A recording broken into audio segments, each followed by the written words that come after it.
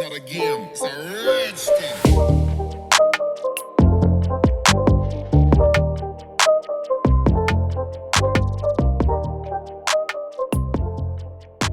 Hey guys, what's up? So last week video, I decided to check what was wrong with the 240, and if you've seen the video, most of us thought that was gonna be a lifter, but that was not the case. I didn't have time to take everything apart. I just took the heads off and I find what it was, but I didn't actually take it apart. So today I'm just gonna take the engine out, which is pretty much already out. I separated everything already. I made my own lifting plate. Hopefully it holds, because if it breaks, it's gonna be a big no-no, but that's what I get for being cheap. Anyway, I'm gonna take the engine out and I'm going to show you exactly what was wrong with it, because it's pretty bad. It's gone, but I'll show you. It's in pieces. So let's get to it.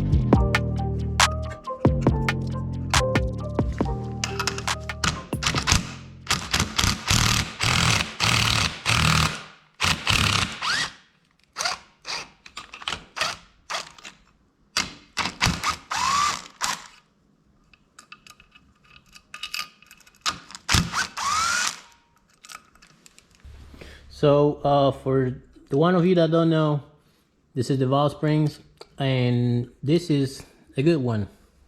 As you can see, that's the famous valve seal.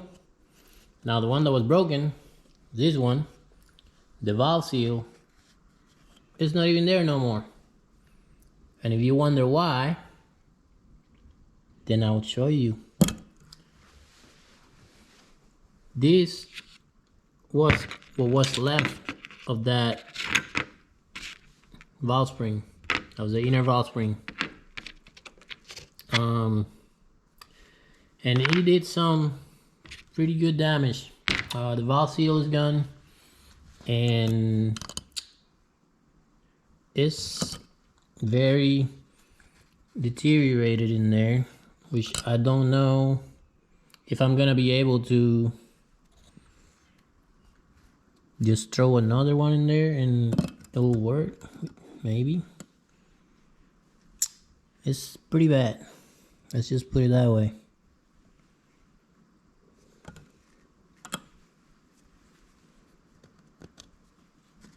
But that was the problem of it.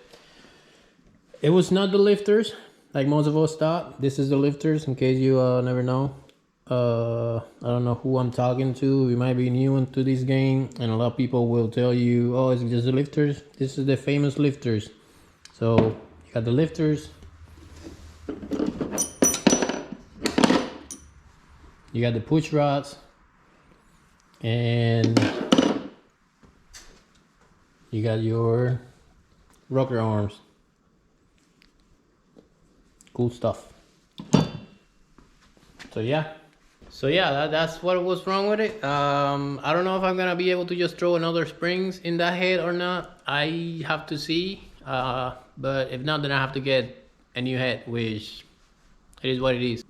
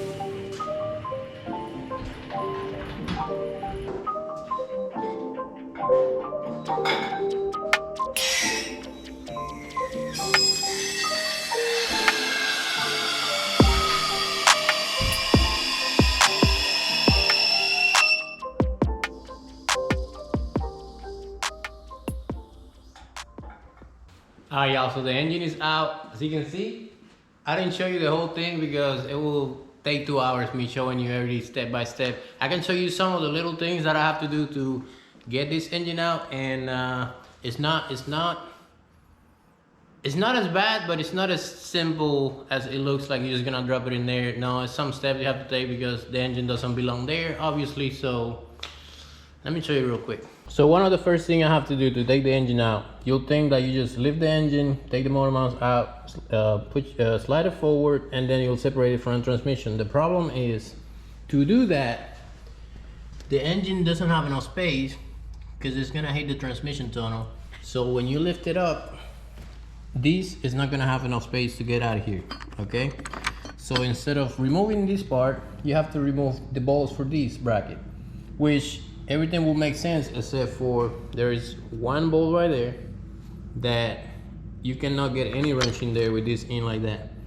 So what you have to do is take these off first from the subframe, take the nuts out, then lift the engine a little bit, because that's all you have is a little bit, enough to get a wrench in there, get that one last bolt in there.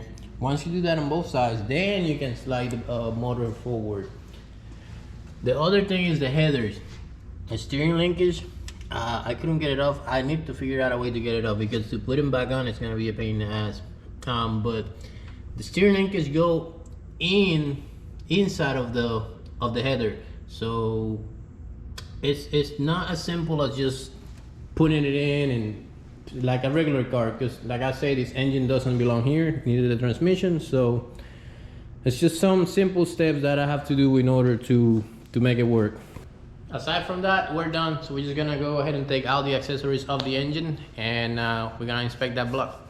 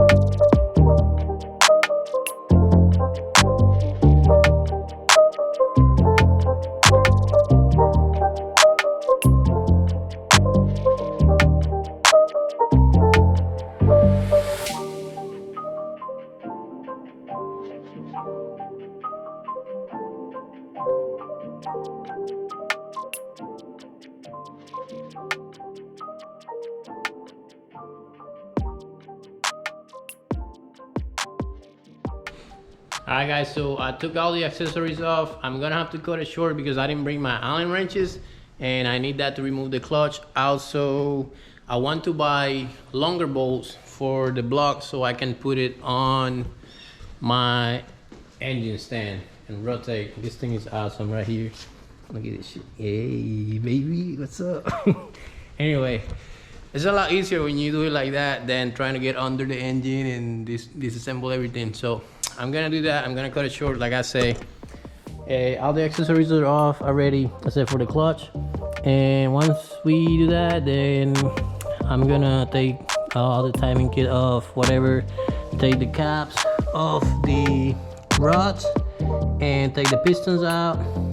And once we take the pistons out, then we can take this block to the machine shop and see what they say. So that's it for today.